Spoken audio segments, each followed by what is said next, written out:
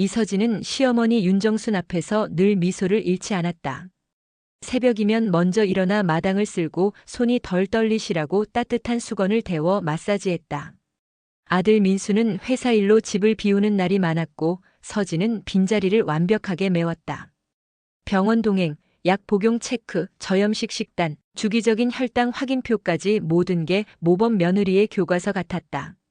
동네 사람들은 그 집 며느리 복받았지라고 입을 모았다. 그러나 정순의 시선에는 늘 작은 가시가 걸려 있었다. 칭찬을 들을 때마다 서진의 눈빛이 아주 잠깐 찰나처럼 얼어붙는 것을 그는 몇 번이나 보았기 때문이다.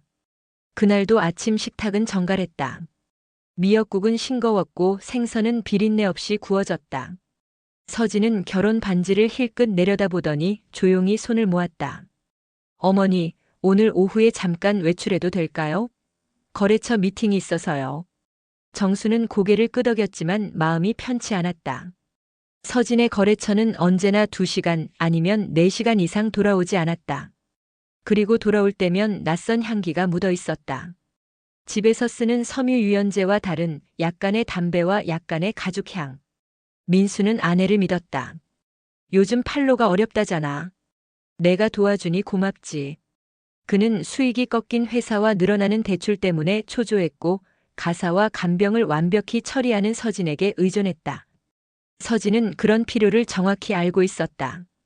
필요는 곧 권력이었다. 그녀는 정순의 약봉지 수량을 관리하고 기저귀와 보습제를 정가보다 비싸게 주문해 영수증을 정리했다. 가격이 또 올랐네요.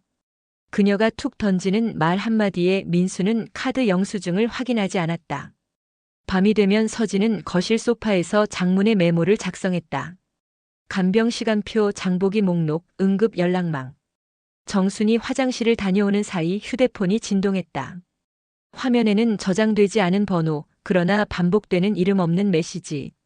오늘은 몇 시? 아이 숙제는? 너 없는 집은 조용해서 싫다. 정수는 고개를 돌렸고 서진은 자연스럽게 휴대폰을 뒤집었다. 스팸인가 봐요. 어느 날 밤 정수는 잠결에 물 한 잔을 마시려다 창밖을 보았다. 골목길 모퉁이에 검은 승용차 한 대가 서 있었다. 운전석 불빛만 켜진 채 누군가가 휴대폰을 바라보고 있었다. 잠시 뒤 대문 앞에서 짧은 진동 소리가 났고 서진이 슬리퍼를 끌고 나와 대문을 반쯤 열었다. 늦었어. 속삭이는 목소리. 이어지는 낮은 웃음. 문틈으로 건네지는 종이봉투. 생활비 좀 더 필요해. 속삭임은 밤 공기에 흩어졌지만 의미는 선명했다. 다음 날 서진은 아무 일 없었다는 듯 정순의 혈당을 재고 미역국에 깨소금 한 줌을 더 넣었다. 정수는 침묵을 택했다.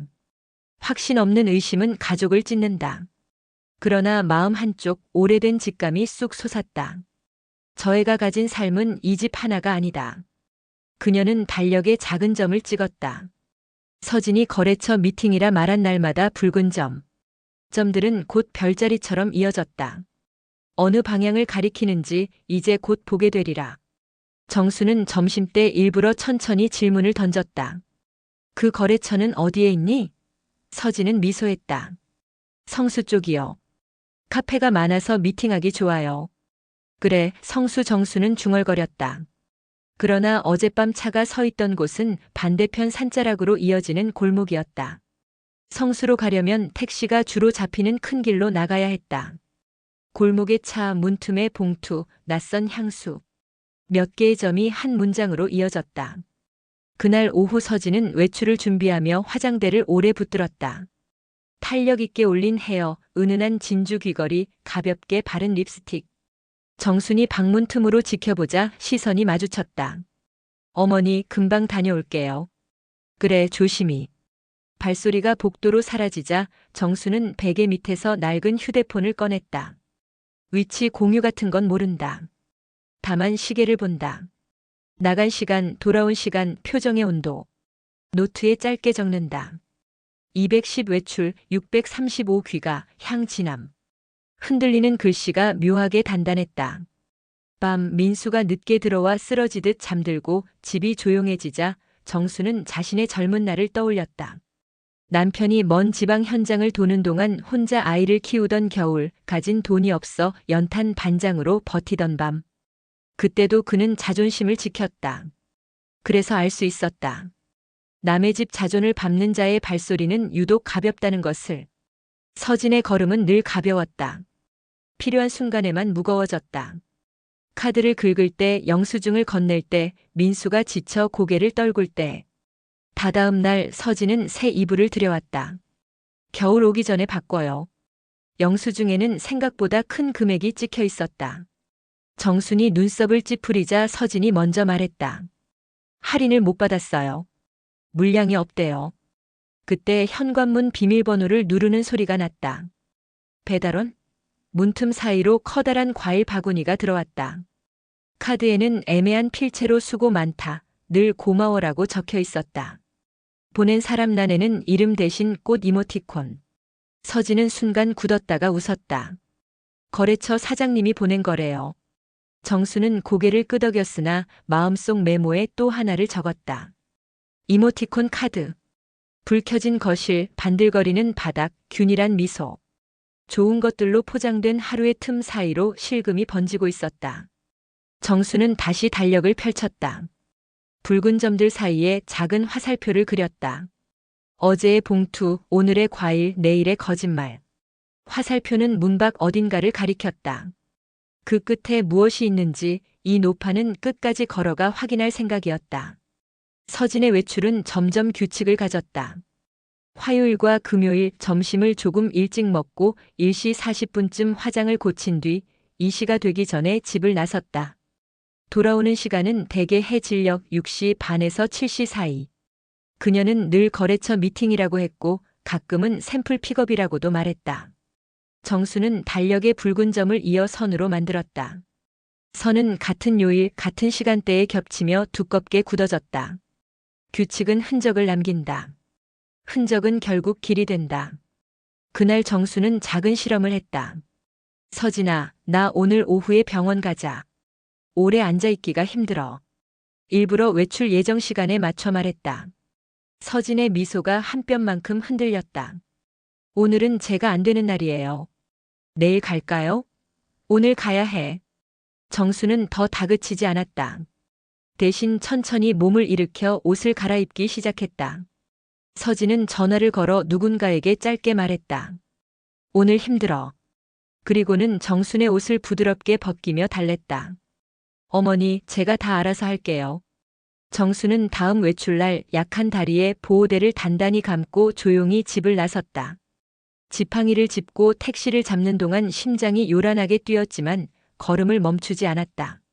그는 운전사에게 목적지를 말하지 않고 전날 서진이 향하던 골목으로 가달라고만 했다. 택시는 오후 햇살 속을 미끄러지듯 달렸고 정수는 손바닥에 땀이 차오르는 것을 느꼈다. 차가 멈춘 곳은 오래된 빌라촌의 입구였다. 잡초가 난 화단, 택배 상자가 쌓인 현관, 낡은 우편함들. 그 사이로 서진의 회색 코트 자락이 스쳤다. 그녀는 인터폰을 누르며 자연스럽게 고개를 숙였다. 문이 열리자 안쪽에서 마른 체격의 남자가 나타나 문턱을 잡아주었다. 남자의 얼굴은 피곤하지만 익숙했다. 그는 미소 지으며 말했다. 왔어. 그리고 바로 이어 아이의 목소리가 들렸다. 엄마. 그 짧은 두 음절이 정순의 몸속 어디를 찢고 지나갔다. 아이는 서진의 허리에 매달렸고 서진은 익숙한 손길로 아이의 머리를 쓰다듬었다. 현관 안쪽에는 신발 세 켤레가 가지런히 놓여 있었고 신발장 위에는 가족 사진처럼 보이는 액자가 세워져 있었다. 남자와 서진 그리고 아이가 함께 웃고 있는 사진. 배경은 같은 빌라의 거실 같았다. 정수는 벽 그림자 뒤에 몸을 숨기며 숨을 죽였다. 그의 귀에는 자신의 심장 소리만이 크게 울렸다. 오늘은 장을 못 봤어. 급하게 나와서. 서진의 말에 남자가 대답했다. 괜찮아. 내가 와준 게 더 중요해. 거실 창문으로 비친 그림자가 셋, 그리고 작은 그림자 하나 더. 아마도 고양이였다. 빌라 안에서는 냄비가 끓는 소리가 났고 아이의 웃음이 간헐적으로 터졌다. 정수는 순간 자신이 남의 집 창문을 훔쳐보는 듯한 수치심을 느꼈다. 그러나 곧 그 감정 위로 분노가 올라왔다. 이 수치심은 훔쳐보는 자의 죄가 아니라 속인 자의 죄에서 비롯된 것이었다. 그녀는 핸드백에서 작은 메모장을 꺼내 날짜와 시간을 적었다. 서진 빌라 출입. 남자와 아이 확인. 글씨가 떨렸지만 또렷했다. 그때 휴대폰이 울렸다. 발신자는 민수였다. 엄마 어디야? 목소리가 안 좋아. 정수는 순식간에 선택해야 했다. 지금 말하면 모든 것이 터질 것이다. 그러나 증거가 더 필요했다. 시장에 좀 나왔어. 금방 들어갈게. 전화를 끊자 손끝이 얼음처럼 차가워졌다. 그는 빌라 벽면을 따라 천천히 이동하며 우편함을 훑었다. 이름표 대신 호수만 붙은 칸이 많았다. 서진이 들어간 집의 호수는 302. 그는 메모장에 다시 적었다. 302호. 문이 열리는 소리에 깜짝 놀라 몸을 웅크렸지만 다행히 반대편 계단에서 누군가 내려오는 발소리였다. 정수는 심호흡을 하며 그림자처럼 골목 끝으로 물러났다. 해가 기울며 골목이 길게 어두워졌다. 그 어둠 속에서 그는 오래된 직감과 마주했다. 저 애는 두 집을 산다. 정수는 자신에게 속삭였다. 그리고 우리 집은 기둥이 되어 돈을 보탠다. 그의 머릿속에서 영수증, 과일 바구니, 봉투, 과도한 생활비가 한 줄로 이어졌다. 무엇을 더 확인해야 할까? 그는 마지막으로 한 번 더 창문 쪽을 보았다. 서진이 휴대폰을 들고 사진을 찍고 있었다. 아이와 남자가 함께 피자를 들고 웃는 장면. 서진은 사진을 찍은 뒤 누군가에게 전송했다. 화면에 뜬 이름은 저장되지 않은 별칭이었지만 이어지는 하트 이모티콘이 관계를 말해주었다. 정수는 그 순간 이상하게도 마음이 조용해졌다. 진실은 이미 충분했다. 남은 것은 맞서는 일 혹은 더 정교한 증거를 모으는 일.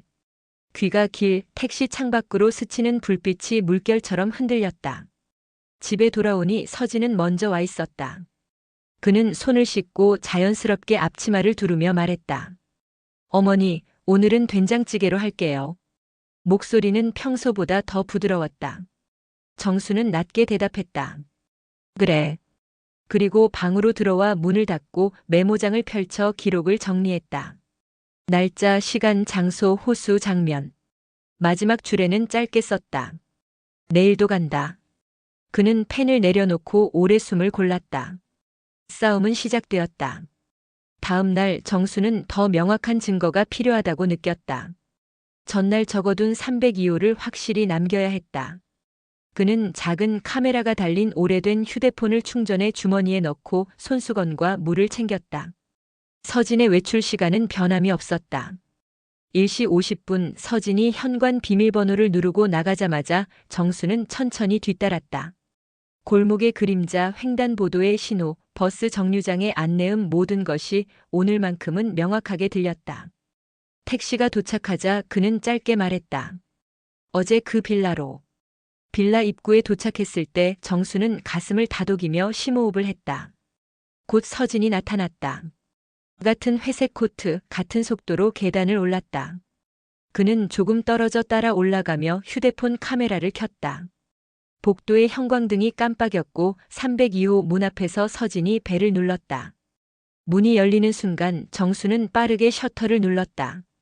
현관에 선 남자의 옆모습, 서진의 미소, 아이의 머리카락 끝. 사진은 흔들렸지만 충분히 말이 되었다. 여기에 그녀의 다른 집이 있다. 그때 등 뒤에서 목소리가 들렸다. 어머니? 서진이었다. 반사적으로 정수는 뒤돌아섰다. 서진의 얼굴에서 피가 가셨다. 그러나 놀람은 단 한 호흡뿐이었다. 곧 그녀는 미소를 되찾았다. 여긴 어떻게 정수는 담담히 말했다. 건강이 허락하는 날에는 산책도 하지. 서진의 눈빛은 계산을 시작했다. 그는 문틈을 슬쩍 닫으며 말했다. 어머니, 여긴 제 거래처 대표님 댁이에요. 오늘 잠깐 서류를 가져다 드리러. 그 순간 안에서 아이가 소리쳤다. 엄마, 문 닫지 마. 정적이 골목처럼 길어졌다. 서진은 순간 눈을 감았다가 떴다. 대표님 댁에 사촌 조카가 와 있어요. 변명은 빠르게 조립되었지만 조립 흔적이 너무 선명했다. 정수는 한 걸음 다가가 낮게 말했다. 나는 내가 어떤 냄새로 돌아오는지 알아. 서진의 미소가 깨졌다. 대신 차갑고 건조한 목소리가 흘렀다. 어머니, 상상은 자유예요. 하지만 선은 지켜야죠. 그날 저녁 집은 평소보다 더 침묵했다. 민수는 회식이라며 늦는다고 했고 정수는 방에서 기록을 정리했다. 사진 3장, 시간 3줄, 메모 2쪽. 그는 서랍 깊숙이 봉투를 꺼냈다. 노란 봉투 겉에 민수에게라고 적었다. 혹시 자신이 갑자기 쓰러지더라도 진실이 묻히지 않도록. 봉투 안에는 사진과 날짜 302호 주소가 들어갔다. 봉투를 닫는 순간 초인종이 울렸다. 택배요. 박스에는 과일 바구니가 또 들어있었다. 카드에는 꽃 이모티콘과 함께 오늘도 고마워라는 문장이 적혀 있었다. 새벽 민수가 들어와 잠들자 정수는 거실로 나왔다. 창밖에는 늦은 비가 내리고 있었다. 빗소리를 들으며 그는 천천히 결심을 굳혔다. 내일 민수에게 먼저 말하지 않는다. 대신 이웃 박분자에게 사실을 확인받고 관리사무소에서 302호 거주자 명단을 확인한다. 다음에는 변호사에게 자문을 구한다. 순서가 필요하다. 감정이 아닌 절차가 진실을 더 멀리 데려간다. 그는 마지막 줄을 썼다. 두 남편, 두 집, 내 집의 돈. 문장은 무게를 가졌다. 이제 무게를 움직일 시간이다. 오늘은 절대 무리하시면 안 돼요. 오후 2시 15분 현관문이 닫히는 소리가 났다. 정수는 잠깐 숨을 고른 뒤 지팡이를 짚고 거실로 나왔다. 창문 틈으로 골목을 내려다보니 하얀 택시가 천천히 빠져나갔다. 잠시 후 골목 모퉁이에 검은 승용차가 섰다. 창문이 내리고 누군가가 손을 흔들었다. 정수는 눈을 가늘게 떴다. 멀리서도 느껴지는 익숙한 실루엣 며칠 전 그 차였다. 1시간 뒤 이웃 박분자가 전화를 걸었다. 언니, 방금 시장에서 내 며느리 봤는데 혼자가 아니더라. 정순의 손이 떨렸다. 누구랑? 마른 체격의 남자 40 중반쯤. 어깨에 아이가 매달렸는데 애가 엄마하고 부르더라고. 정수는 말을 잃었다. 한참을 침묵하다가 겨우 입을 열었다. 혹시 잘못 본 건 아닐까? 분자는 단호했다. 내 눈은 아직 멀쩡해. 해질녘 서진은 장바구니를 들고 돌아왔다. 장바구니에는 고등어 2토막, 깻잎 1봉지, 두유 1팩. 영수증은 길었고 금액은 묘하게 과했다. 정수는 아무 말도 하지 않았다. 대신 오늘은 고등어 말고 김치를 볶아다 오라고만 했다. 팬 위에서 김치가 달아오르는 동안 정수는 휴대폰을 만지작거렸다. 지난달 통화 내역, 문자 기록. 저장되지 않은 번호가 규칙적으로 반복됐다. 오늘도 이 시? 아이 데리고 먼저 갈게. 열쇠는 어디에? 그날 밤 민수는 피곤한 얼굴로 돌아와 소파에 쓰러졌다. 서진은 조용히 어깨를 주물렀다. 당신만 없으면 내가 못 살아. 민수는 눈을 감은 채 말했다. 고마워. 당신이 없으면 집이 굴러가질 않아. 두 사람의 대화는 익숙했고 그 익숙함이 정순의 가슴을 아프게 했다. 익숙함은 맹목을 부른다. 맹목은 진실을 가린다. 정수는 결심했다. 다음 외출날 직접 확인하리라. 그는 밤새 달력을 펼쳐놓고 붉은 선을 다시 그었다. 선의 끝에는 반드시 문이 있다. 그 문을 열면 숨겨진 방이 나타날 것이다. 거기서 무엇을 보게 될지 이미 짐작했지만 끝내 눈으로 확인해야 했다. 두 집 살림이라는 단어가 추측이 아니라 사실이 되는 순간을 그는 두려워하면서도 기다렸다. 외출날 아침은 이상하리만큼 맑았다. 서진은 흰 블라우스에 회색 코트를 걸치고 작은 파우치를 가방 속 깊숙이 넣었다. 정수는 모른 척했다. 대신 발목에 보호대를 더 단단히 감고 지팡이를 준비했다. 다녀오세요. 문이 닫히자 그는 천천히 현관으로 나왔다. 숨이 찼다. 그러나 멈추지 않았다. 엘리베이터 거울 속 자신의 얼굴이 낯설었다. 주름과 그늘, 그러나 끝까지 포기하지 않겠다는 얇고 긴 빛. 그는 마음속으로 숫자를 세었다. 하나, 둘, 셋. 붉은 선의 끝까지 걸어갈 시간이었다. 골목은 오후 햇살로 반짝였고 버스 정류장에는 사람 그림자가 얇게 늘어져 있었다. 정수는 벤치에 잠시 앉아 숨을 고르다 택시를 잡았다. 성수 아니고 북문시장 쪽으로 가주세요. 기사에게 말하는 목소리가 스스로에게도 낯설었다. 목적지는 말하지 않았다. 목적지는 마음이 알고 있었다. 어제의 차, 오늘의 그림자, 내일의 진실. 그 총합이 가리키는 좌표로만 움직이면 된다. 택시가 출발하자 그는 창밖으로 흘러가는 간판들을 바라보며 낮게 중얼거렸다. 이제 끝을 보자. 다음 날 오전 정수는 이웃 박분자를 불러 빌라 앞까지 동행을 부탁했다. 같이 가주겠니? 분자는 말없이 고개를 끄덕였다. 둘은 택시를 타고 302호가 있는 건물로 향했다. 관리사무소는 점심 무렵이라 한산했다. 정순이 주민인 척 문의하자 직원은 형식적으로 대답했다. 개인정보라 자세히는 다만 세대주 성함과 세대원 수는 확인 가능합니다. 모니터에 떠오른 이름 장도윤. 세대원 수 3. 성인 2명, 아동 1명. 분자가 작게 휘파람을 불었다. 언니, 이게 다 말해주잖아. 둘은 빌라 복도로 올라가 302호 문 앞을 지나쳤다. 안에서는 아이가 글자를 읽는 소리가 들렸다. 나 다 성인의 목소리가 부드럽게 따라 읽었다. 그때 현관문이 열리며 장도윤이 나왔다. 그는 잠시 멈칫했지만 곧 공손히 인사했다. 정수는 곧바로 물었다. 여기 서진이 자주 오지요? 남자의 눈동자가 흔들렸다. 그러나 그는 곧 고개를 저었다. 일 보러 잠깐 들르는 거죠. 분자가 재빨리 받아쳤다. 아이가 엄마라고 부르던데? 남자는 대답하지 못했다. 오후 집으로 돌아오니 서진은 벌써 와 있었다. 식탁에는 카드 명세서가 펼쳐져 있었고 생활비 인출 내역이 촘촘했다. 정수는 일부러 아무 말도 하지 않았다. 대신 물었다. 오늘도 거래처? 서진은 미소로만 대답했다. 마주보는 눈빛 사이로 긴 선이 팽팽히 당겨졌다. 저녁 무렵 민수가 돌아와 코트를 벗자 서진이 자연스럽게 어깨를 주물렀다. 당신 힘들지? 이번 달도 내가 살림 잘 맞출게. 민수는 고개를 끄덕였다. 고맙다.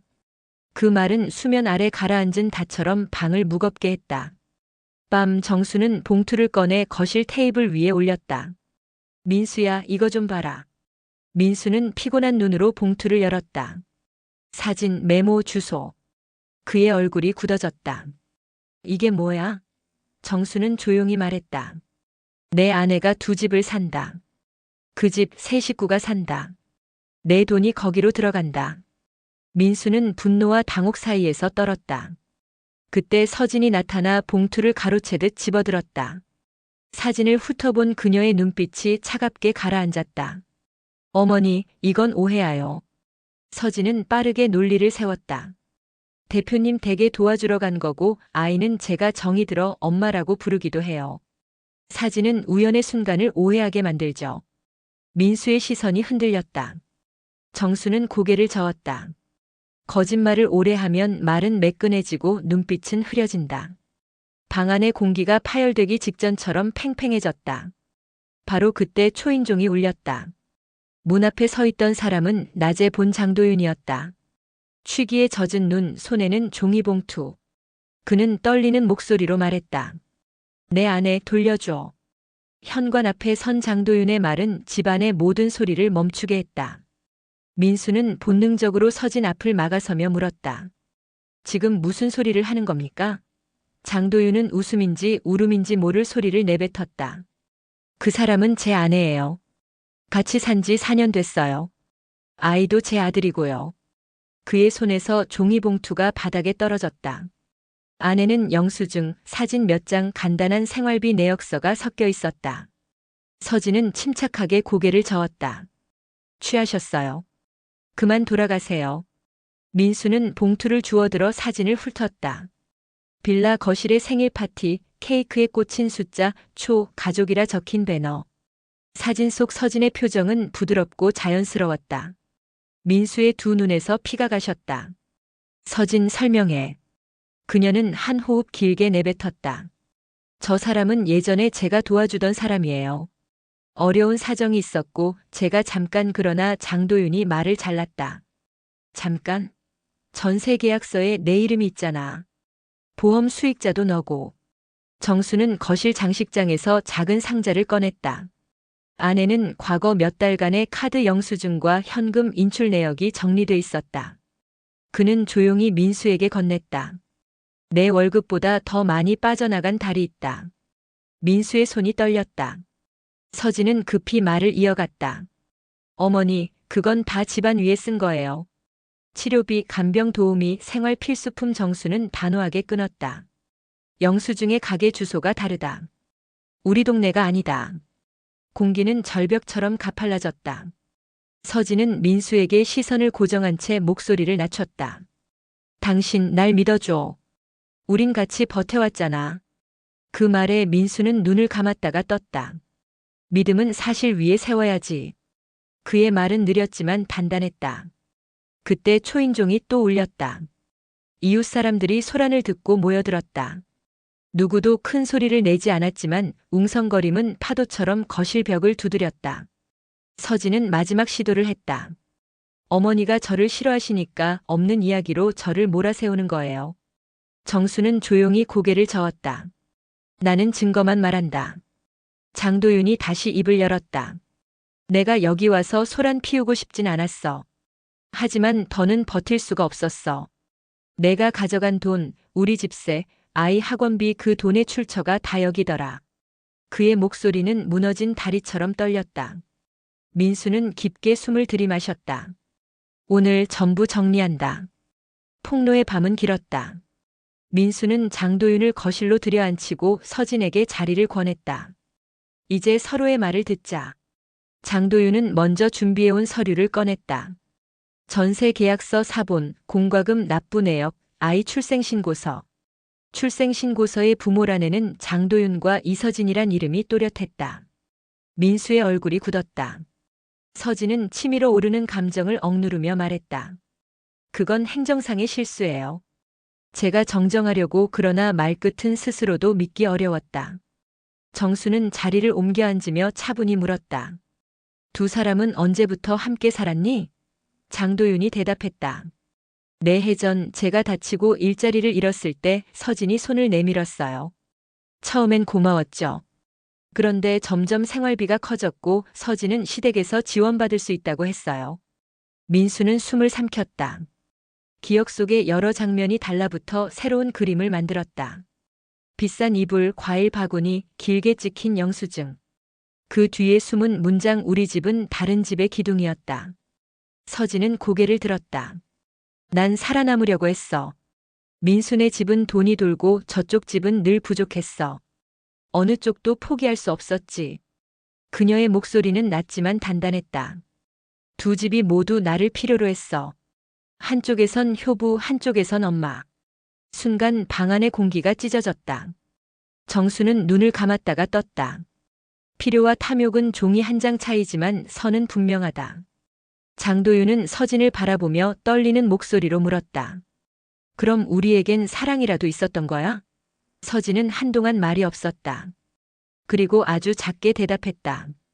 사랑은 있었지만 계산이 더 컸어. 민수의 손이 가늘게 떨렸다. 그는 서류를 정리해 한쪽에 놓고 말했다. 법대로 하자. 혼인 파탄, 재산 흐름, 양육 숨기지 말고 전부 내놔. 서진은 웃음을 흘렸다. 법? 감당할 수 있겠어? 그 순간 정순이 조용히 일어섰다. 감당은 우리 몫이야. 하지만 내가 감당할 몫도 있다.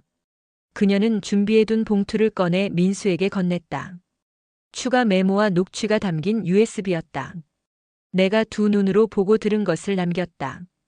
폭로의 밤은 절정으로 치달았다. 창밖으로 새벽이 기어오고 있었다. 진실은 무겁지만 떠오르는 빛은 더 멀리 번진다. 오늘 밤 이 집의 그림자는 길었고 내일 아침 그 그림자는 이름을 갖게 될 것이다. 아침이 밝자 민수는 변호사에게 연락해 상담 일정을 잡았다. 첫 번째로 정리한 것은 자금 흐름이었다. 카드 명세서, 현금 인출 기록, 계좌 이체 내역. 숫자들은 말수가 적지만 정직했다.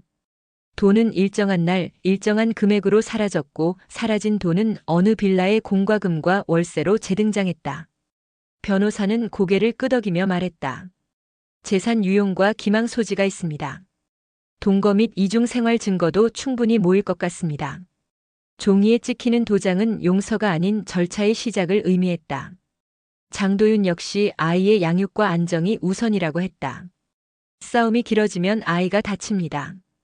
그는 아이의 그림 일기를 내보였다. 오늘 엄마가 늦게 왔다. 그래도 웃었다. 짧은 문장이 칼처럼 가슴을 베었다. 정수는 눈시울을 적시며 말했다. 아이에게는 죄가 없다. 어른들이 책임지자. 그녀는 집안 통장을 분리하고 간병과 생활비 집행을 민수와 공동으로 관리하겠다는 문서를 작성했다. 누군가의 손에만 권한이 쥐어지지 않도록, 다시는 기둥이 흔들리지 않도록. 서진은 마지막까지 버텼다. 난 두 집을 지켰어. 한쪽도 무너지게 두지 않았어. 그러나 그 말은 더 이상 무기가 되지 못했다. 기록과 증언, 사진과 녹취가 겹겹이 쌓이며 거짓의 틈을 메웠다. 민수는 깊게 숨을 내쉬고 말했다. 여기서 끝내자. 서진의 어깨가 아주 조금 내려앉았다. 회색 코트의 주름이 일순간 낡아 보였다. 그래. 끝내. 그녀는 현관에 놓인 자신의 신발을 들고 문을 열었다. 문틈으로 새벽 공기가 들어와 방 안을 한 차례 씻고 지나갔다. 며칠 뒤 집은 다시 호흡을 찾기 시작했다. 정수는 달력의 붉은 점들을 검은 펜으로 덮었다. 과거를 지운다는 뜻이 아니라 더 이상 그 점들이 길이 되지 못하게 하는 의식이었다. 관리사무소에선 302호의 전입 변동이 등록되었다고 알렸다. 장도윤은 아이와 함께 상담센터를 찾았고 민수는 회사 재무를 재정비했다. 정수는 방 한가운데 의자를 놓고 앉아 햇빛을 맞았다. 가면은 오래 못 간다. 그녀의 낮은 목소리가 방을 채우고 조용히 벽에 스며들었다. 저녁 창밖으로 노을이 번질 때 정수는 마지막 메모를 썼다. 두 집 살림, 두 남편, 두 얼굴. 그러나 집은 하나여야 한다. 그 메모를 봉투에 넣어 서랍 깊숙이 밀어 넣었다. 흩어진 조각들이 제자리를 찾자 방 안의 공기도 제 온도를 되찾았다. 삶은 다시 굴러가기 시작했다. 상처는 오래 남겠지만 상처의 자리는 가르침이 된다. 문이 닫히고 불이 꺼져도 누군가의 눈은 이제 쉽게 감기지 않을 것이다. 이 집은 배웠다. 어둠이 길어질수록 기록의 펜을 더 꽉 쥐어야 한다는 것을.